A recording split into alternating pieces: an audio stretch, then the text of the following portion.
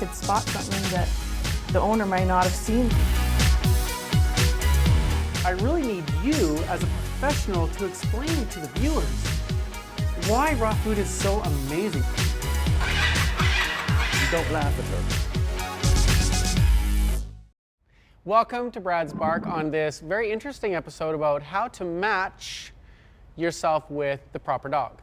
So today we have Caitlyn, and she is your guru of matchmaking, not for lovers or anything, but matchmaking between you and how to find that perfect companion pet, right? Right. Welcome, Caitlyn. Thank you. Thanks for having me.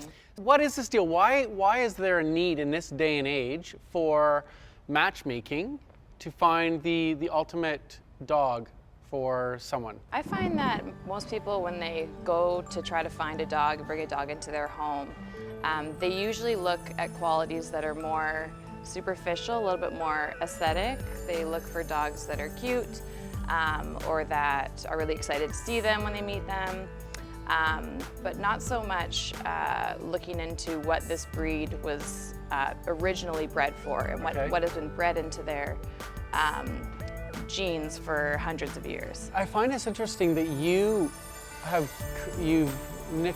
notched out an industry for yourself, because it's an industry that's actually needed. What I'm seeing are people in a hot climate such as Kelowna, they're getting a dog, like a pug or a Frenchie, and they love to run. Is that a good match? No. No. Then why are people doing it? Because Frenchies are trendy. They're cute. They look nice when you walk down the street. But we've actually bred a dog that doesn't have a big enough part of their nose to be able to cool themselves down in the heat.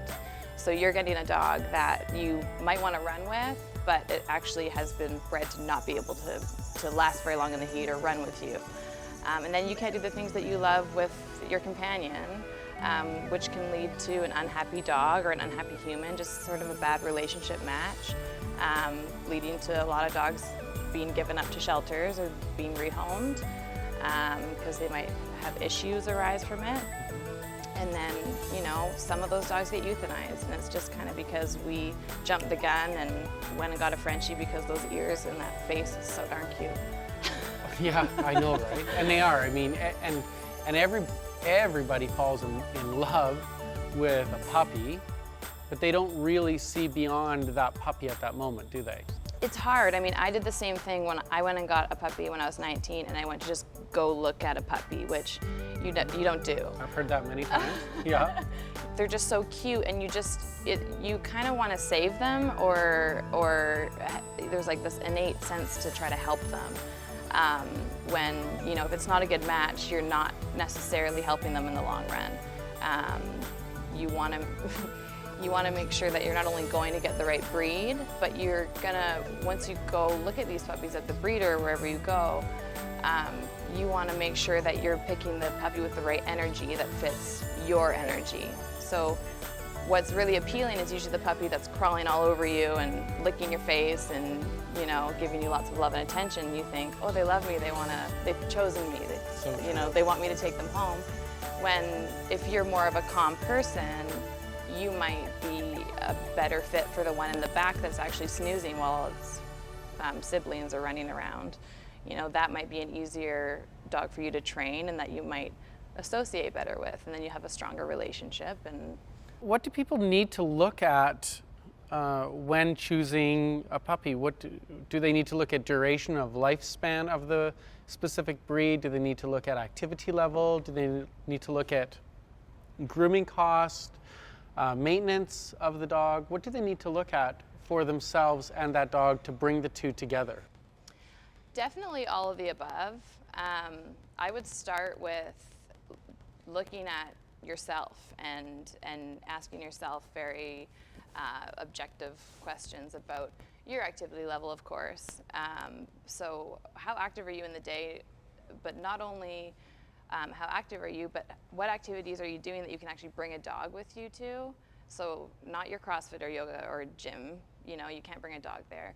Are you hiking up the mountain or running or walking? And how long are those periods of time that you're out with. So definitely activity level for you, and for the dog, because then you want to match that with the dog. Do you have kids? Yes, for you families out there. No kidding, because the kids are like, Mom, Dad, or just Mom, or just Dad, I want this puppy, I want this puppy. So parents feel pressured in a lot of cases. How do you coach someone through this? How do you match a family with what a child wants with what is practical? That must be a challenge for you. Well, with a family with kids, of course you want to make sure that they're going to bring home a dog that is a good family dog, one that's more of a pack animal. It's great that your kids want to bring a dog into the home, but who's going to be really taking responsibility for this animal? Who's going to be not only walking it, feeding it, giving it love, but who's going to be training it and equipping it with all the basic manners that we need for our dogs to live in our society, because it's not very dog friendly here. They have to be on leash, they have to be good with other dogs. It's nice to be able to take them to the dog park. So you have to make sure that they have all those manners to be polite in public. And if your kids are going to help you with that, it's great, but usually they're just there to, if they're young, they're just there to love it. So you have to do what's best for the primary caretaker of the dog, you know. Okay, people get a dog. We're speaking specifically in puppy terms here. What about getting a senior dog? Because a lot of senior dogs, and it breaks my heart personally, it crushes me when I hear of a 13-year-old Australian Shepherd or 16-year-old Australian Shepherd who is going to be euthanized. The family got rid of the dog. No one in the extended family, because grandpa and grandma, one passed away and one can't manage the dog. But the family won't even come on board and support where this elderly dog needs to go. They want to get rid of it. How do you then take an elderly dog and match it to a brand new family this dog has never ever seen or met? I would try to keep a very similar environment, you know, get a good understanding of what that dog's life was like in its previous home, and try to match it as best we can. So if it lived with an elderly couple, let's try to avoid a family with a 5-year-old and a 3-year-old, because that just might be a bit too much for them, and that's okay, you know, just because they're dogs doesn't mean that they're always okay with lots of energy and everything around them. So maybe try to find not necessarily a senior couple, but an older couple without kids that has more of a relaxed lifestyle, and they're at home a lot, and everything's sort of the energy, fitting the energy between those homes would be very, very important. I like what you're saying, because you're like a mediator almost, but in a loving sense. One, it's looking out for the dog, where it's going to go, educating the family, or the family as single or many people. Do you find that people don't necessarily have the right amount of time to research, and that's why this is of value? Definitely, yeah. Not a lot of time to research the breeds and figure out, generally what kind of breeds you want to stick within. If you're looking for a rescue dog, you might get a mixed breed. So just to maybe have 5 breeds to look for in those mixed breeds. But yes, not having the time to do that, and then not having the time to really look at different rescue organizations. That might take months of trying to find the really good fit for you and your family, You might just think, okay, I want to get an Australian cattle dog or whatever. And then you find one at a rescue, and it's cute. It's got the right coloring. Coloring's everything. Coloring is everything. And so you jump on that one because it's sort of like good enough. And you're busy, and you have a full-time job. You might have kids. You have a relationship at home that you need to maintain as well. So it's definitely it has a lot to do with just time. And so I can take that off of your hands, and you don't even have to worry about it till the end. Where do you find these dogs? I'll find a reputable breeder for the client if they want to go the puppy route, and then introduce them that way. Or if it's a mixed breed, or they want to rescue, like I said before, I'll try to narrow down the list of breeds that is good for their family to about 5, and then use that to keep my eyes peeled at different reputable rescues or shelters for dogs that might fall within, they might have 2 of those breeds in them, or they only know about, it's a border collie and a lab or something, so it might lots of cattle dogs in this episode. But yeah, just to kind of stick within the parameters of what generally is going to work for you, and then keep your eyes peeled. And just be patient, just be patient and wait for that one that has those breeds, and then the good energy fit as well. Do you tell people not to go and research after they've contacted you? Will they jump the gun and go and find their own dog? Or, oh, look, you don't like that? You don't like it when people jump the gun and just go up, oh my gosh, I love this puppy, it's so perfect. I mean, it kind of defeats the purpose. It does. I understand that it might happen. It's hard. When you're getting a dog, it's exciting, and you can be really ready to jump the gun. But it's so hard to not get your heart involved. And I think when you bring on someone like me, I can be really objective. Mm-hmm. I can look at these animals online or in person or wherever I may go, and I'm not so attached to it, with my heart. Holy, did you hear that? She's not attached to this whole process through her heart. That's awesome. Yeah. That's probably the best thing that you've said. Well, not just the best thing, but that is a massive, important point here. Because if you are choosing through your heart, your feelings, your heart on your sleeve, then that's clearly the wrong way to go. The importance of your role, I can clearly see how valuable that truly is. That's amazing. You made a commitment to these animals to support them for the rest of their life. Not when they get old and you move and now you need to rehome them. That's your responsibility till the end. And if any issues arise during that time, if they get aggressive or whatever, you need extra training. But a lot of times I hear you don't have the time or maybe the money to do it. Yeah. You have to figure that out, because that's your responsibility now. You are a diamond in the rough in the pet food industry and pet store industry in the Okanagan. Thank you. We have so many products here, and a lot of them people haven't heard of or seen before. Mm-hmm. Because they're not something that a major chain has grabbed a hold of. We carry a lot of foods here that are Canadian, and that's really important because there's so many good Canadian foods now. This is a very interesting food because it's one of the very first single protein diets. These guys have a very high, what's called caloric density. Caloric density, what does that mean? The amount of calories that are in a cup of pet food. Okay. So there's lots of foods out there that are, let's say, for example, grain-free, mm-hmm. but they're not high caloric density foods. So you have a food that has a very small amount of meat and a higher amount of carbohydrate. Okay. But they are single protein, grain-free. But it doesn't necessarily mean there's a lot of protein in there.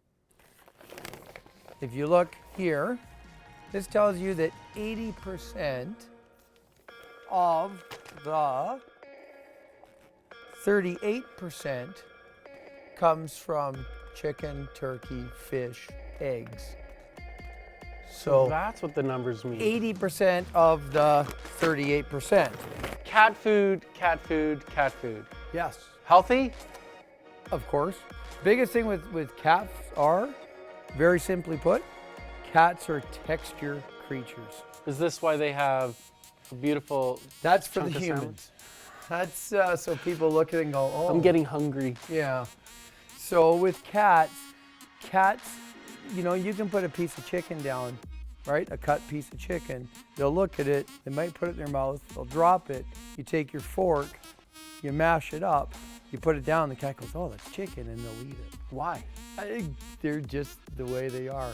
When I first started in this business, there wasn't a scorecard or anything. You listened to what the reps told you. And, I got a lot of my humble beginnings from customers who came to me and said, why are you selling this? Why are you selling that? Why are you promoting this product? And I started to kind of understand that and look into it. I developed my own set of rules. Number one, I don't like to see byproducts in my pet food. Byproducts can be any filtering organs. And if you want to give liver and kidney, do it on your own time. But your dry dog food or cat food should come from muscle meat. Rule number two, no separated grains. And the reason for that is real simple.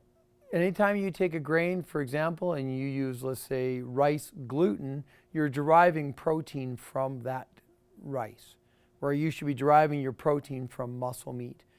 Rule number three, I don't like to see any bad fats or bad preservatives. That's changed over the years. You don't see it very much now. But at one time, we used to use BHA, BHT, ethoxyquin, propylene glycol. Quickly, propylene glycol is the first cousin of antifreeze. Rule number four, the first ingredient should be a good quality protein specific meal. Meal means meat with the water removed. In pet foods and human foods, it's called, I believe, the law of descending order, where your first ingredient has to be the highest in said bag. But the industry is a little bit not 100% truthful, because they'll use what's called an uncooked weight, put it at the top of the bag. So a food will say made with real chicken, followed by 4 other ingredients. As soon as you cook that chicken, it becomes che. The kin is gone. That was water. So that ingredient drops quite a bit. And rule number 5, just because it's expensive doesn't mean it's good. Squeaky toys. We fed the dog, we fed the cat. We need to burn off the calories. Right. Is this a good toy for one of those? It's a good toy for a dog who won't destroy it. Is this a good cat toy? That's a good dog toy. This is evil, hey? Cats are always getting picked on. Yes. Poor little kitty. Poor little kitty. What you don't want to do with toys like these is leave them alone with them, because, as you know, they'll pick the stitch. Yes, they will. And they'll do it when you're not home. When you're playing with them, they won't do it, so the toy will actually last. But when they're not home, they'll I don't know if you can see that stitch in there, they'll actually worry pick it. Yeah. And they start doing it, and then they pull the stuffing out. Let's start with the cats. Sure. Look at all these cute little things here. I like this one. This one looks cool, and I think because I'm jealous, it has more hair than me. Right? It has more hair than me. It's not fair. Yeah, and cats are interesting with their toys. They have certain ones that they'll play with. The kittens will love these, I suspect. Yes. So you can tickle Steve's nose, give him a little stroking, because you know he's a good little worker at his store here. I am. Okay, I can see why kittens would like this. I guess this is why kittens and cats like dangly things. Yes, they everything a cat does involves stalking. You know, that's why all their games they play, everything they do involves hunting. Whereas dogs, everything they do involves pack. What are some awesome, great toys for our dogs? This one here is good for tug of war with your dog. Yeah. Obviously, hold on to it. Well, what do we got for toys that make noise or anything? Anything like that? Well, you can't get much better than this guy here. I'll let you the do chicken. the honors. Yeah. And if you shake him, he actually... Yeah, like... Let's... Oh, the screaming children.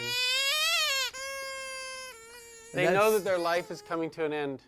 This wall is loaded with treats, or desserts, or snacks, however you want to phrase it. You have beef, you have duck, chicken, jerky, liver. You could actually even go off the grid a bit and use bull sticks. These ones are greaseless, stainless, and odorless. So you don't have to worry about your carpet or whatever. And when your dog chews these, they'll actually clean their back teeth. Now, depending on the dog, you know, you'll go anywhere 10 minutes to a week. You have different products here. Do they do different things within the dog's mouth? Yes. So we're going to pretend this is a dog. Okay, it's a shepherd. Okay, German Shepherd. German Shepherd. So may I? Yes. So with this is an Achilles tendon, so it's actually that part right there. Let me do it again. So with an Achilles tendon, the dog will work their incisors and their cuspis with these. I don't know if you can see that, okay? With a bull stick, they'll actually work their back, their molars. A dog's jaw is fused at the back, and neither love or money can make a dog's jaw do this. They can only do this. So we have to use things that can clean the teeth. There you go, a fantastic interview filled with a ton of information for dogs and cats, dog food, cat food, toys, you name it. I want to put out a huge thank you to Steve for that information. Check us out on shawtv.ca for more Brad Bark interviews, because hello, they rock. Coming up in our next episode, keep your eyes open for the Fast and Furious Nikki Harris, all about barrel racing.